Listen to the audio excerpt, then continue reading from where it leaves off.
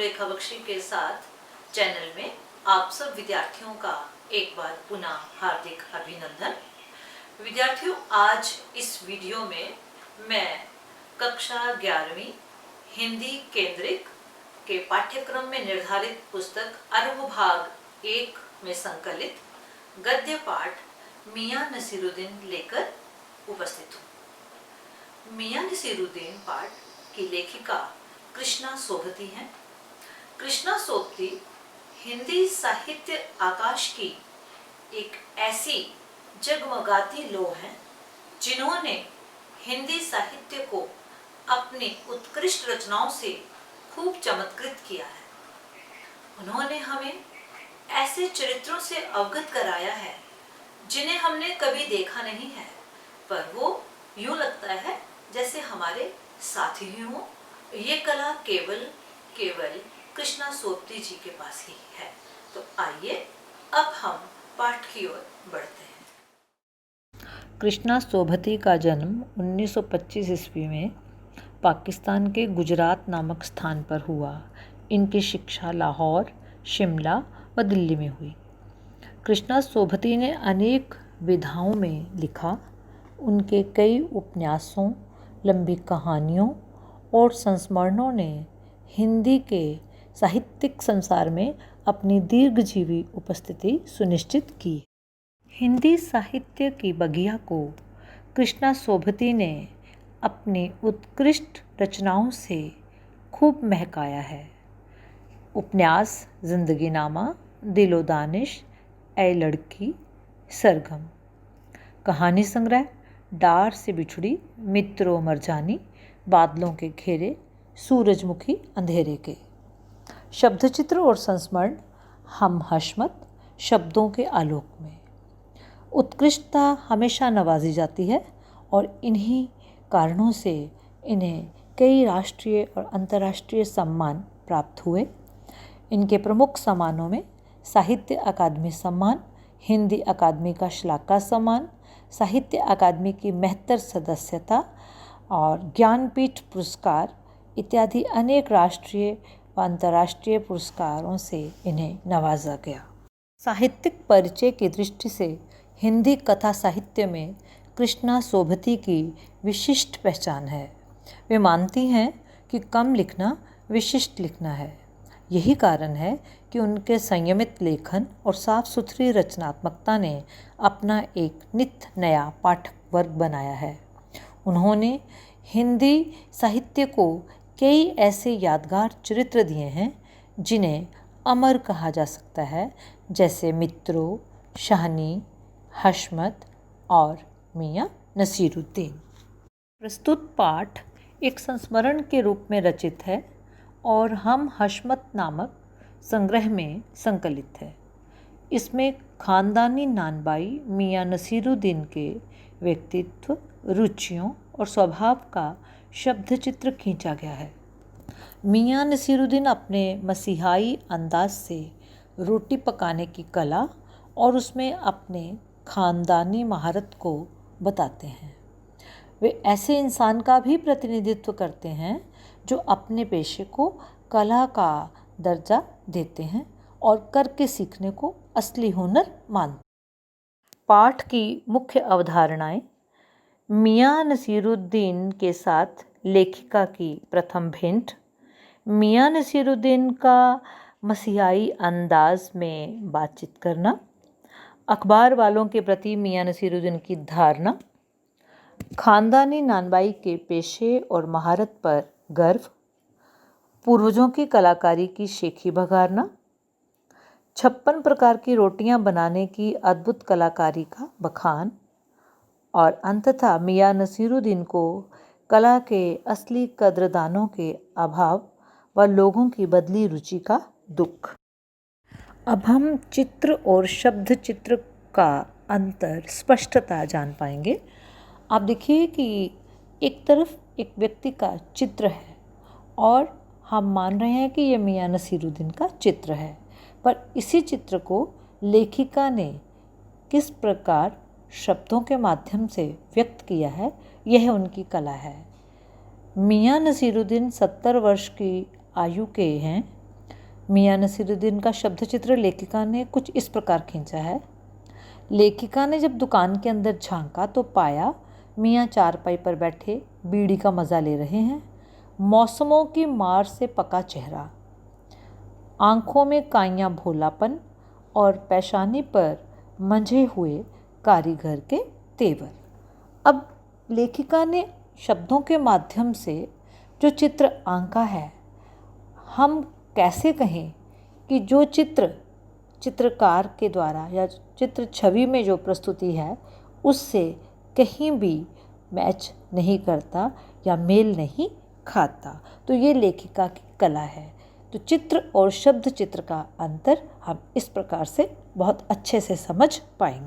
चूँकि यह रचना लेखिका कृष्णा सोबती ने नसीरुद्दीन के साथ बिताए हुए क्षणों को याद करते हुए लिखी है, इसलिए ये संस्मरण है, क्योंकि स्मृतियों के आधार पर लिखा गया लेख है।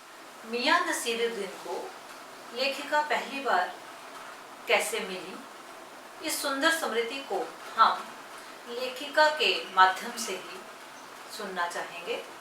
ये एक साक्षात्कार है एनसीईआरटी द्वारा प्रसारित, उसी का एक अंश मैं आपको दिखाने जा रही हूँ। मैं पहली बार जब नसीरुद्दीन साहब से मिली तो उनको देखा, मैं उधर मटिया महल के रास्ते से जा रही थी। वो जो गलियां हैं वो मेरी देखी हुई हैं सब। तो वहाँ जा रही थी तो एक साहब बैठे हुए वो एक लड़का आटे को माचा था और वो अपने खामोशी से बैठे हुए देख रहे हैं। उसके चेहरे पे कुछ अजीब चीज थी। मैंने उसको फॉलो किया। 3-4 दिन उन्होंने मुझे घास नहीं डाली और कहा कि नहीं साहब, जो आपको बाकर खानी चाहिए, कुछ भी चाहिए ले जाइए, हमसे बातचीत नहीं कीजिए, हमारे पास इतना वक्त नहीं है, अखबार नवीसों का वक्त नहीं है हमारे पास। लेखिका बताती हैं कि एक दिन वह मटिया महल के गड़ैया मोहल्ले की तरफ निकली तो एक अंधेरी व मामूली सी दुकान पर आटे का ढेर सनते देखकर उसे कुछ जानने का मन हुआ।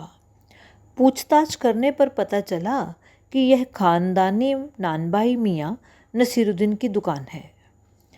ये 56 किस्म की रोटियां बनाने के लिए मशहूर हैं। मियाँ चारपाई पर बैठे बीड़ी पी रहे थे। उनके चेहरे पर अनुभव और आंखों में चुस्ती व माथे पर कारीगर के तेवर थे। लेखिका के प्रश्न पूछने की बात पर उन्होंने अखबारों पर व्यंग्य किया। वे अखबार बनाने वाले व पढ़ने वाले दोनों को निठल्ला समझते हैं। लेखिका बताती हैं कि जब उन्होंने ये प्रश्न पूछा कि उन्होंने इतनी तरह की रोटियां बनाने का गुण कहाँ से सीखा, तो नसीरुद्दीन ने बेपरवाही से जवाब दिया कि यह उनका ख़ानदानी पेशा है। उनके वालिद मियाँ बरकत शाही नानबाई थे और उनके दादा आला नानबाई मियाँ कल्लन थे। उन्होंने ख़ानदानी शान का एहसास करते हुए बताया कि यह काम उन्होंने अपने पिता से सीखा। नसीरुद्दीन मेहनत से काम को सीखने पर बड़ा गर्व महसूस करते हैं और बताते हैं कि ये सब उन्होंने मेहनत से सीखा। जिस तरह बच्चा पहले अलिफ से शुरू होकर आगे बढ़ता है और पक्की कच्ची दूसरी से होते हुए ऊंची जमात में पहुंच जाता है, उसी तरह नसीरुद्दीन ने भी छोटे छोटे काम, बर्तन धोना, भट्टी बनाना, भट्टी को आँच देना आदि करके यह हुनर पाया। उनकी मान्यता है कि तालीम भी बड़ी चीज़ होती है, यानी केवल शिक्षा पाना ही काफ़ी नहीं है, शिक्षा को उसके अनुसार अपने जीवन में पालन करना, अनुसरण करना भी बहुत ज़रूरी है। ख़ानदान के नाम पर तो वे गर्व से फूल उठते हैं। उन्होंने बताया कि एक बार बादशाह सलामत ने मियाँ नसीरुद्दीन के बुज़ुर्गों से कहा कि ऐसी चीज़ बनाओ जो आग से ना पके ना पानी से बने। उन्होंने ऐसी चीज़ बनाई और बादशाह को खूब पसंद आई। वे बड़ाई करते हैं कि ख़ानदानी नानबाई कुएं में भी रोटी पका सकता है। लेखिका ने इस कहावत की सच्चाई पर जब प्रश्न चिन्ह लगाया तो वे भड़क उठे। लेखिका जानना चाहती थी कि उनके बुजुर्ग किस बादशाह के यहाँ काम करते थे। अब उनका स्वर बदल गया। वे बादशाह का नाम स्वयं भी नहीं जानते थे। वे इधर उधर की बातें करने लगे। अंत में खींचकर बोले कि आपको कौन सा उस बादशाह के नाम चिट्ठी पत्री भेजनी है। लेखिका जानती थी कि मियाँ 56 प्रकार की रोटियां बनाना जानते हैं। जब लेखिका ने रोटियों की किस्में जानने की इच्छा जताई तो उन्होंने फटाफट बाकरखानी, रुमाली, ताफ्तान, शीरमाल, खमीरी, बेसनी, तुनकी इत्यादि कई नाम गिना डाले। फिर तुनक कर बोले, तुनकी पापड़ से ज़्यादा महीन होती है। फिर वे यादों में खो गए और कहने लगे कि अब ज़माना बदल गया है। अब खाने पकाने का शौक़ पहले की तरह नहीं रह गया है और ना अब कद्र करने वाले हैं। अब तो भारी और मोटी तंदूरी रोटी का बोलबाला है। हर व्यक्ति जल्दी में है। नसीरुद्दीन को नए ज़माने के लोग बिल्कुल नहीं भाते। वे कहते हैं उतर गए वे ज़माने और गए वे कदरदान जो पकाने खाने की कद्र करना जानते थे। मियाँ अब क्या रखा है, निकाली तंदूर से निगली और हजम। इस प्रकार इस रोचक शब्द चित्र और संस्मरण को पढ़ने के उपरांत हम सब शीघ्रता से मियाँ नसीरुद्दीन के चरित्र की विशेषताओं का आकलन कर सकते हैं कि वो किस प्रकार वयोवृद्ध उम्र के व्यक्ति थे, बहुत अनुभवी थे और वाक्पटुता का तो मुकाबला ही नहीं है। लग्नशील, मेहनती और अपने कार्य को, व्यवसाय को कला का दर्जा देने वाले और करके सीखने में विश्वास रखने वाले व्यक्तित्व थे। पाठ में प्रयुक्त कुछ शब्द ऐसे हैं जो उर्दू भाषा के विशेष शब्द हैं और उनके अर्थ जानना आप लोगों के लिए भी ज़रूरी है। जैसे मसीहा देवदूत, काइयाँ चालाकी या धूर्तता, पेशानी माथा, पंचहज़ारी 5000 सैनिकों का अधिकारी, अखबार नवीस पत्रकार, खुराफात शरारत, नगीना साज नगीना जड़ने वाला, आईना साज दर्पण बनाने वाला। इसी प्रकार कुछ अन्य शब्द नसीहत, सीख, मदरसा स्कूल या पाठशाला, जमात श्रेणी कक्षा, लौंडिया लड़की, रुमाली रुमाल की तरह बड़ी और पतली, मजमून विषय, बेरुखी उपेक्षा से, महीन पतली। इस शब्द चित्र को मुखरित बनाने में कुछ मुहावरों का भी बहुत योगदान मिला है। जैसे खिसियानी हंसी, शर्म से हंसना, खिल्ली उड़ाना, मजाक उड़ाना, जहमत उठाना, कष्ट उठाना, बाल की खाल उतारना, बहुत अधिक बारीकी में जाना, कूच करना, मृत्यु हो जाना या ज़माने से चले जाना, बिटर बिटर एक टक या टकटकी लगाकर किसी को देखना। धन्यवाद विद्यार्थियों। यदि आपको ये पाठ रोचक, ज्ञानवर्धक, परीक्षायोगी लगा हो तो चैनल को लाइक, सब्सक्राइब व शेयर करना ना भूलिएगा।